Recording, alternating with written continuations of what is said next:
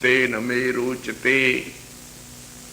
धर्म अर्थ काम मोक्ष, ये चार पुरुषार्थ वेद वेद प्रमाणित पुरुषार्थ हैं और यही प्राणी मात्र के प्राप्तव्य हैं। इन्हीं चारों में भिन्न भिन्न चित्त स्तर के लोग जुटे हुए हैं। कोई अर्थ की प्राप्ति में लगा हुआ है, कोई कामादि सेवन की प्राप्ति में लगा हुआ है, कोई धर्म का अनुष्ठान करता है। बिरला भाग्यशाली है जो मोक्ष की कामना करता है।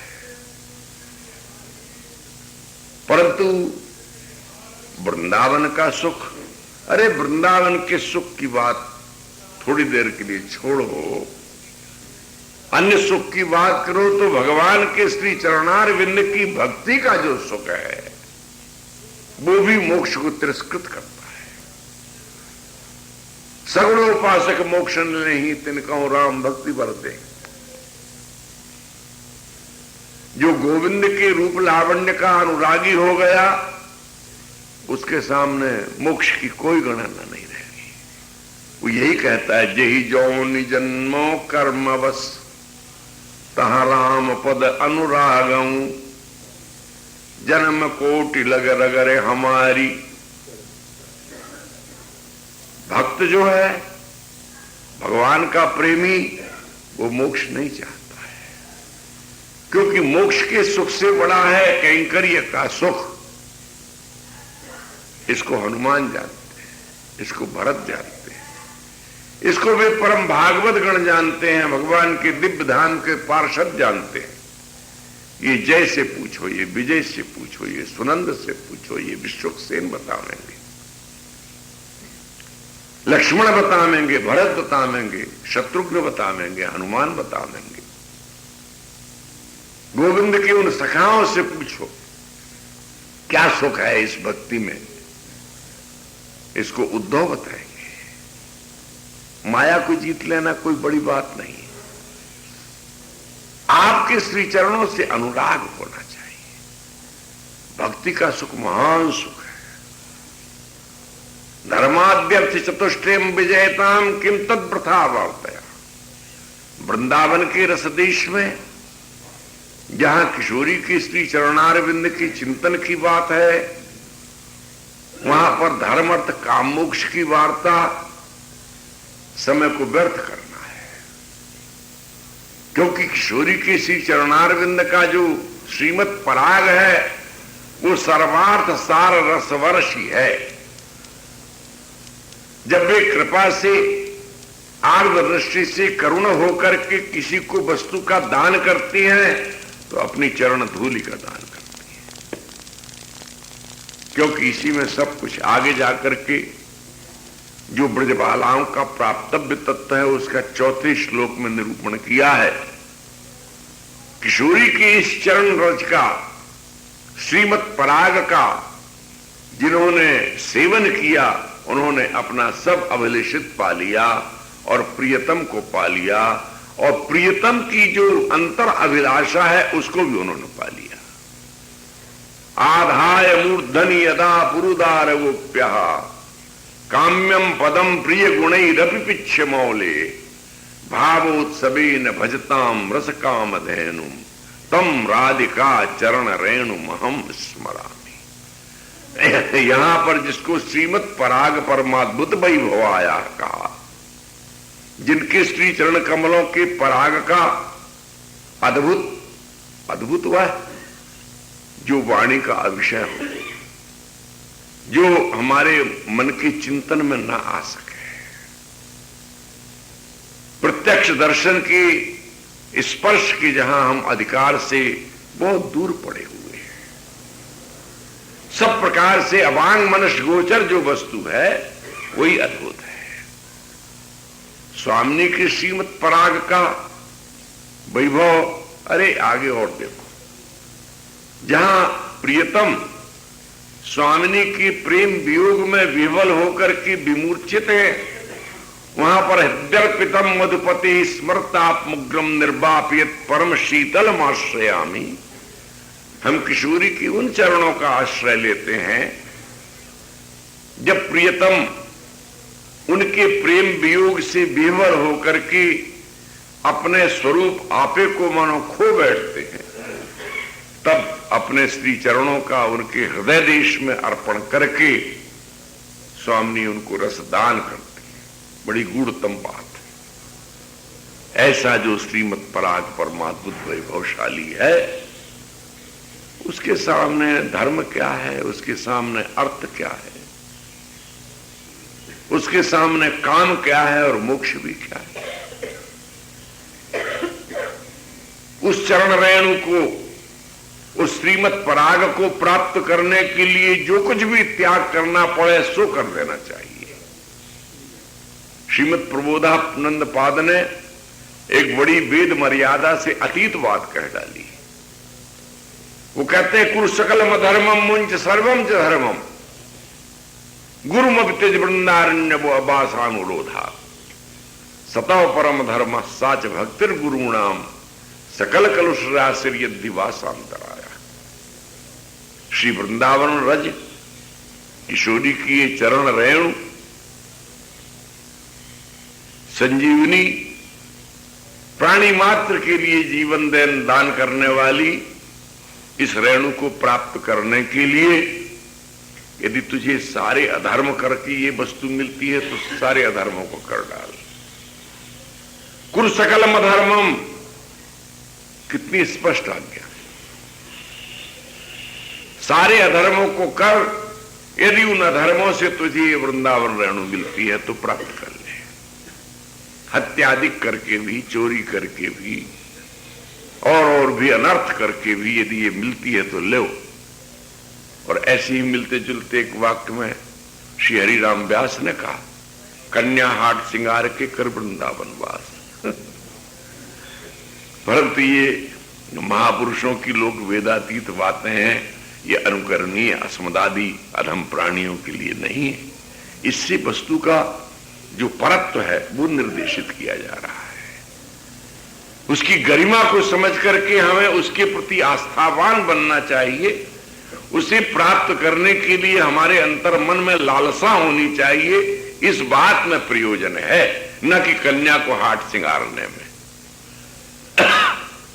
अधर्म का आचरण का यहां आदेश नहीं है। जो स्थूल बुद्धि वाला पापात्मा प्राणी होगा वही इसका आचरण करेगा। यहां ये कहते हैं कि वृंदावन की जो रेणु है, ये श्री राधा चरण रेणु है। इसकी प्राप्ति सामान्य बात नहीं है, ये सबसे बड़ी उपलब्धि है। वृंदावन सांचो धन भैया, जहां श्री राधा चरण रेणु की कमला लेत बलैया। दिन में गोपी नाच नचावत मोहन बेनु बजैया। कामधेन को क्षीर सिंधु तज भजो नंद की गैया। चारों मुक्ति कहा ले करियो जान जसोदा मैया। अद्भुत लीला अद्भुत वैभव सत सुखदेव कहैया। आरत व्यास पुकारत बन में थोड़े लोग सुनैया। है को रसिक सुनैया। जहां श्री राधा चरण रेणु की कमला लेत बलैया। ये सर्वार्थ सार रस वर्ष कृपार्थ दृष्टि स्वामिनी की ये निधि चरण रेणु। और देखो, जो जिसका उपासक है उसकी रेणु, चरण रेणु ही उसका जीवन आधार है। ये सजीवन जड़ी है, क्योंकि उसको प्राप्त करके ही वो परितृप्त होता है। इसके सामने धर्म क्या है, अर्थ क्या है, काम क्या है, मोक्ष क्या है। जो लोग अर्थ के लिए जीवन दे रहे हैं वो बहुत बड़ी भूल में है। और जो कामोपभोग के लिए जी रहे हैं अथवा उसके लिए अर्थ का संचय कर रहे हैं वे भी कम भूल में नहीं है। जो धर्माचरण के द्वारा अपने कल्याण का मार्ग प्रशस्त कर रहे हैं वे लाभ में है। परंतु उस धर्माचरण का तात्पर्य भोगों में नहीं होना चाहिए। जो धर्म का आचरण करके उससे भोग की इच्छा करता है, भोगों की उपलब्धि करना चाहता है, वो भूल में। लोकों में ही भोग नहीं, जो स्वर्ग की आकांक्षा करता है वो बहुत बड़ी भूल में है। गीता में तो उसकी निंदा की गई। तेतम भुक्त्वा स्वर्गलोकम विशालम क्षीणे पुण्य मर्त्यलोकम विशंति। बड़े विनोद में स्वामी अखंडानंद जी महाराज कह दिया करते थे, अरे भाई जो लोक में सामान्य नारी का उपभोग करके परितृप्त नहीं हुआ, वही तो स्वर्ग में जाकर के अप्सराओं की ओठों की लार चाटना चाहता है। भद्दे शब्दों में यदि कहा जाए, जिसको अधरपान कहा जाता है, स्पर्श का सुख बहुत बड़ा सुख है। पांचों इंद्रियों के, ज्ञानेंद्रियों के सुखों में यदि हम तारतम्य से देखें तो स्पर्श सबसे बड़ा सुख है। जो लोक के स्पर्श से तृप्त नहीं हुआ, वो स्वर्ग के स्पर्श से तृप्त होना चाहता है। और ये सबसे मूल्यवान निधि मानव जीवन, और इसमें धर्म का संचय करके, आचरण करके इतनी क्षुद्र वस्तु की आकांक्षा करता है, तो वो बहुत बड़ी भूल में है। धर्म का तात्पर्य मोक्ष में प्रयोग होना चाहिए, और वे सबसे बड़े समझदार हैं जो इसका प्रयोग भगवान के चरणों की भक्ति में करते हैं। श्रीमद् भागवत में कहा, एतावानेव लोकेस्मिन् पुंसाम धर्म स्वनिष्ठितम वासुदेवी भगवती तन्नामक ग्रहणादि भी। अजामिल के प्रसंग में यह बात आई। एतावानेव लोकेस्मिन् पुंसाम धर्म स्वनिष्ठितम। इस मानव का, इस जीवात्मा का, मानव देहधारी पुरुष का यदि अनुष्ठान करने का, धारण करने का, साधना करने का कोई धर्म है, तो बस वो इतना ही है। कितना है? वासुदेवे भगवती, भगवान वासुदेव के चरणों में प्रेम, उनकी आराधना। सारे धर्मों का सार है भगवान के चरणों की भक्ति। भक्ति क्या है? यदि कोई पूछे कि उस भक्ति को कैसे धारण करें, तो बोले तन नाम ग्रहण आदि भी। उनके बहुत सारे नाम हैं, उन नामों का ग्रहण करो। तस्य नामानि यानी, उन नामों से अनुराग हो, उनका स्मरण हो, उनका उच्चारण हो, उनका गान हो। ये धर्म का अनुष्ठान का सार बताया। जो यज्ञ के धुएं से अपनी आंखें फोड़ते हैं, मति को मलिन करते हैं, धुआंमय बना देते हैं, और उसके फलस्वरूप वे स्वर्ग आदि के भोगों की लालसा करते हैं, इससे बड़ा कौन अज्ञानी होगा। प्राचीन वरी का जो इतिहास श्रीमद् भागवत में आया, केवल यज्ञादिक कर्मों की उपेक्षा के वर्णन में आया, परंतु व्यंजना में वर्णन किया गया। प्राचीन वरी बड़े यज्ञ के निष्ठावान ही नहीं, निष्णात ज्ञाता थे, विद्वान थे। प्राचीन वरी नाम उनका इसीलिए पड़ गया कि उन्होंने यज्ञ में प्रयोग किए जाने वाले कुशों से सारी उत्तर भारत की धरती को बिछा दिया। कोई भूमि शेष नहीं रह गई जहां उन्होंने यज्ञ न किया हो। एक बार उनके यहां नारद आए, उन्होंने कहा, प्राचीन वरी, तुम तो बड़े यज्ञ कर्म कुशल हो, तुमने बहुत यज्ञ किए, जरा आकाश की ओर देखो। देखा तो बड़े बड़े पैने सींग के लाल लाल नेत्र किए हुए पशु क्रोध भरी दृष्टि से देख रहे थे। भगवान ये क्या है? बोले ये वही यज्ञ पशु हैं जिनका तुमने यज्ञ में वध किया है, आहुतियां दी हैं। क्या होगा? बोले जब तुम जाओगे ना तो तुम्हारा पेट फाड़ेंगे ये सब। महाराज मेरे आचार्यों ने तो यही बताया था कि यज्ञ ही भगवान की आराधना का सर्वोपरि रूप है। नारद ने कहा यज्ञ सर्वोपरि रूप नहीं है, भगवान की आराधना का सर्वोपरि रूप तो उनके चरणों की आराधना, सगुण भक्ति है।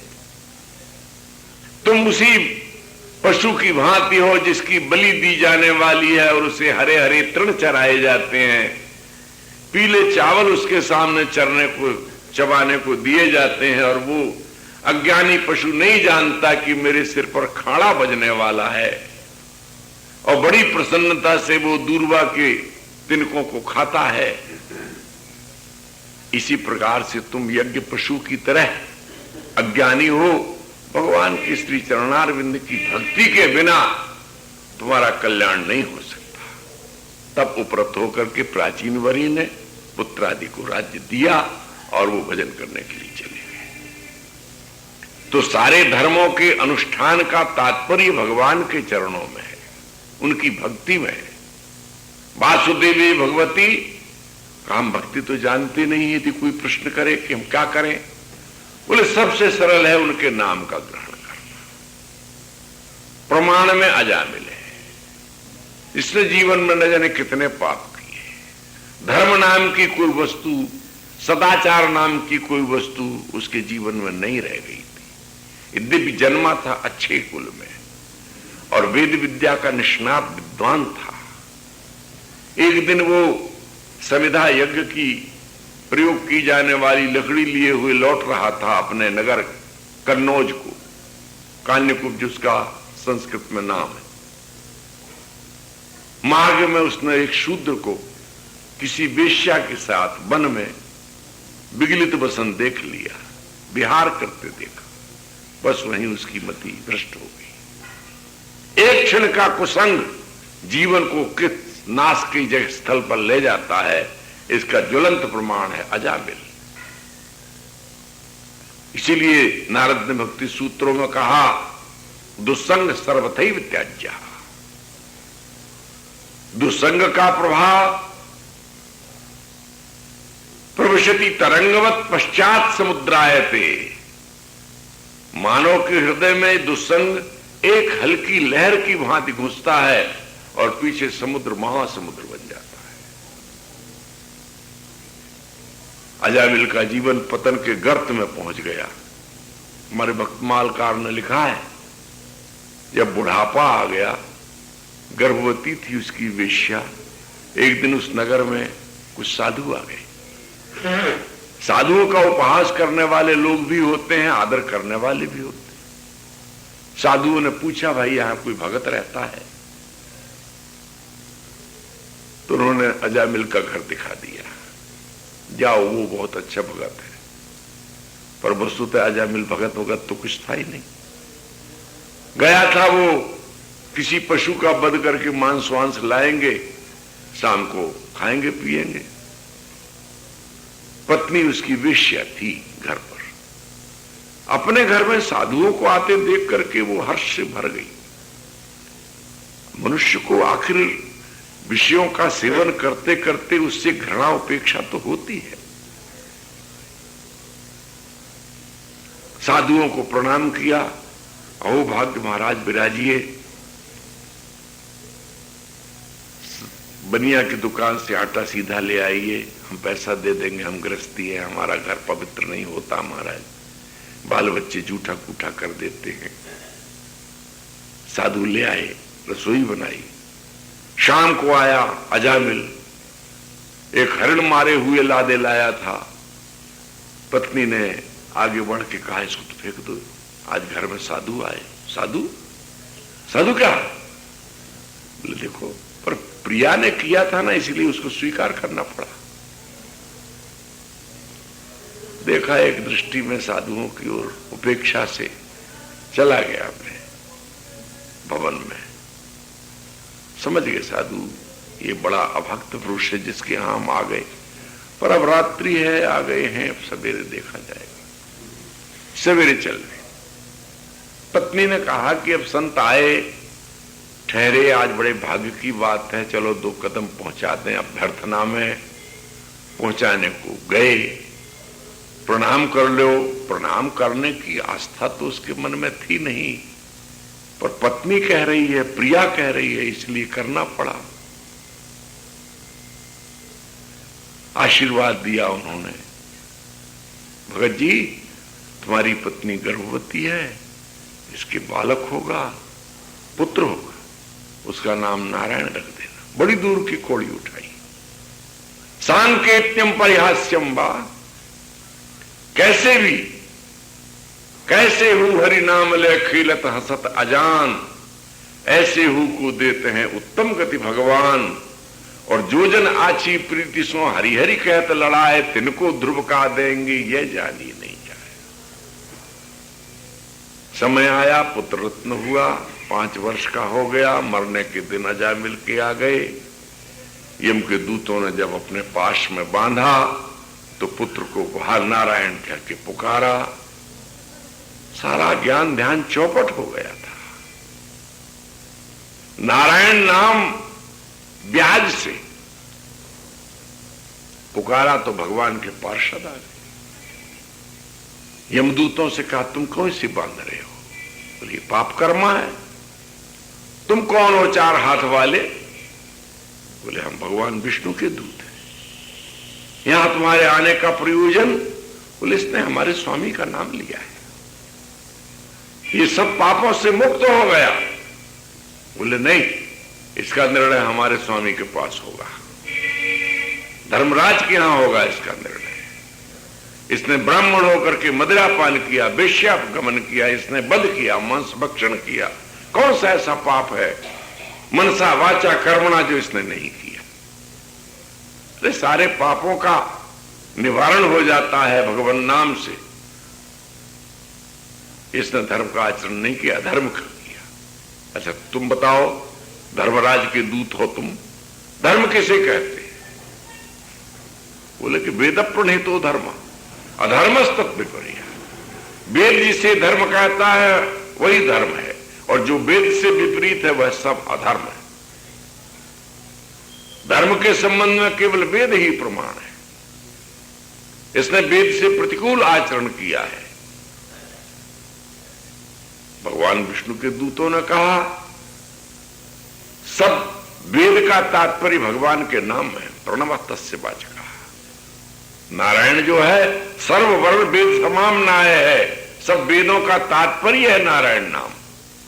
जब नहीं माने तो मार पीट के भगा दिया। जब वो गए तो पूछा उन्होंने, क्या आप इस लोक में धर्माधर्म के संबंध में निर्णय करने वाले स्वामी हैं कि कोई विष्णु है? क्या हुआ? सारी घटना सुना दी। धर्मराज बोले, हमसे भूल हुई, हमने तुमको बताया नहीं। अब भविष्य में ये ध्यान रखो, जो भगवत भक्त हैं, जो भगवान नाम परायण हैं, जो भगवत धाम आदि में निवास करते हैं, उनको छोड़ करके बाकी सबको पकड़ के लाना। जो भगवत से किसी भी प्रकार से संपर्क किए हुए हैं, ये है वासुदेवे भगवती तन नामक ग्रहण आदि। इस न्याय से अब पुरुषार्थ 4 कहे गए। इन चारों पुरुषार्थों को हम कैसे प्राप्त करते हैं? कहते नहीं, पुरुषार्थ को तो पहचानता ही नहीं व्यक्ति। यदि पुरुषार्थ का सार कोई पूछना चाहे तो वहीं श्रीमद् भागवत में भक्त प्रहलाद के प्रसंग में वर्णन किया गया। एतावानेव लोकेस्मिन्, क्या मानव मात्र का पुंसाम स्वार्थ पर स्मृता, पुंसाम जीवानाम प्राणिनाम स्वार्थ, उसका अपना निज लाभ कितना है? एकांत भक्तिर गोविंदे यत् सर्वत्र तदीक्षण। भगवान गोविंद के चरणों में अनन्य भक्ति का हो जाना, और अनन्य भक्ति का रूप है जिधर देखता हूं उधर तू ही तू है। गोपियों की स्थिति जित देखे तित श्याममयी है। श्याम कुंज बन जमुना श्यामा मनो श्यामता। अरे अपने इष्ट को छोड़ करके जो अन्य कुछ दिखता है ना, वही सब माया है। एक रस जल में, चेतन में अपने प्रियतम का ही दर्शन हो गए। जहां देखे तहां आपनो इष्ट धर्म गुरु धाम, कारण कार्य सबन पर परिपूर्ण रतिकाम। परिपूर्णतम केवल मेरा प्रियतम ही सर्वत्र समभाव से। वासुदेव सर्वमिति समहात्मा सुदुर्लभ। चाहे भक्ति के तात्पर्य में देखो, चाहे विचार ज्ञान के तात्पर्य में देखो, ये द्वैत को विनष्ट करने की स्थिति सब जगह है। जब तक अपने इष्ट से अतिरिक्त कुछ दिखता है वही सब बाधक है। तो सारांश में बात ये कि भगवान के चरणों की जो भक्ति है, यही धर्म अर्थ काम मोक्ष चारों का तात्पर्य है।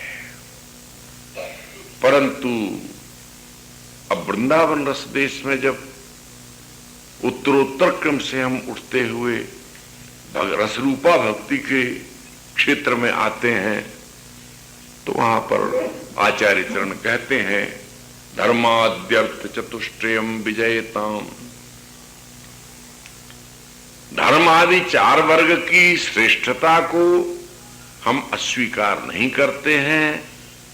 सारे विश्व के प्राणियों पर इसका अधिकार है, पर हमारे लिए तो उसकी वार्ता व्यर्थ वार्ता है। किम तत्प्रथा वार्ता, जाको मन लाग्यो गोपाल है ताई और नहीं भावे हो। गोपाल में जिसका मन लग जाए उसको कुछ और नहीं सुहाता है। किशोरी के चरणों में जिसका मन पहुंच चुका है, उसके सामने सब कुछ व्यर्थ हो जाता है। तो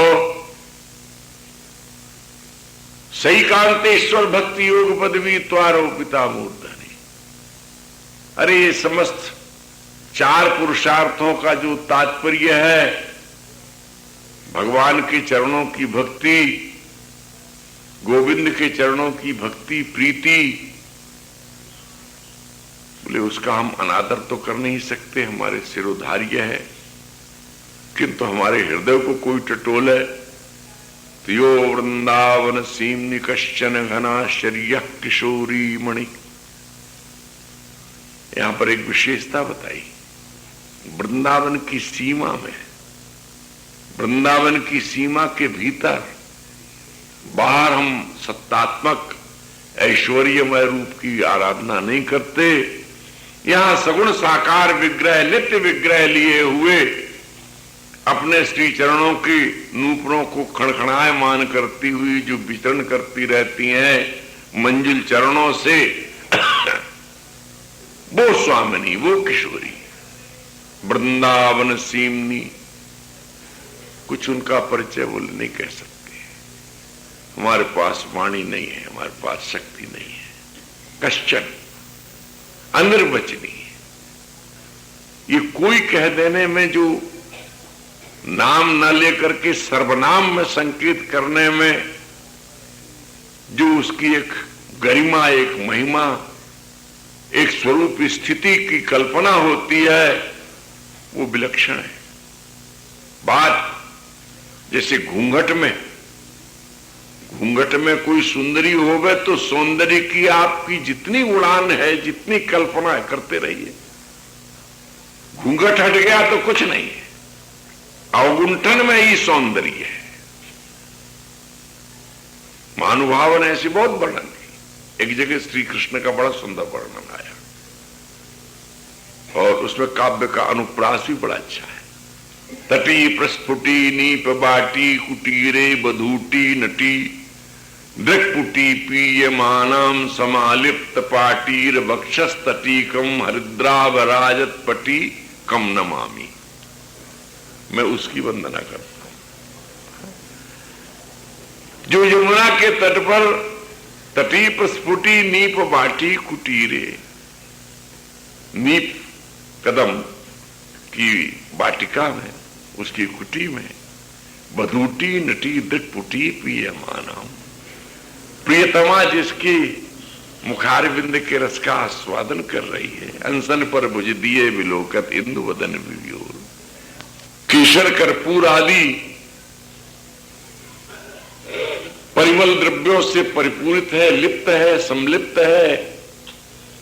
ऐसा जो पीले पीले वस्त्र वाला कोई है, हरिद्रावराजत पटी कम नमामि, हम उसका नमन करते हैं। तो सिर्फ हरिद्रावराजत पटी इत्यादि लक्षण करके तो ये बता दिया कि वही है जिसे आप पहचानते हैं, पर भाई उसके सौंदर्य, उसके माधुर्य, उसके रूप लावण्य का हम अपने शब्दों में वर्णन नहीं कर सकते। ऐसे ही यहां पर कहा कि कश्चन वृंदावन सीन कश्चन, घनाश्चर्य किशोरी मणि। वैसे तो किशोरी किशोरावस्था में प्राप्त होकर के जिस सौंदर्य जिस लावण्य को धारण करती है वो अपने आप में एक अनोखा होता है और दर्शनीय नहीं है तभी दर्शनीय हो जाता है। एक हास्यरस के कवि ने कहा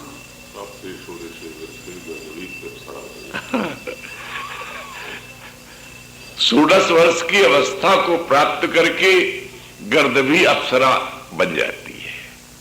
प्राप्ति तो 16 वर्षे गर्द भी अप्सरायति अप्सरा भवेत्, परंतु घनाश्चर्य किशोरी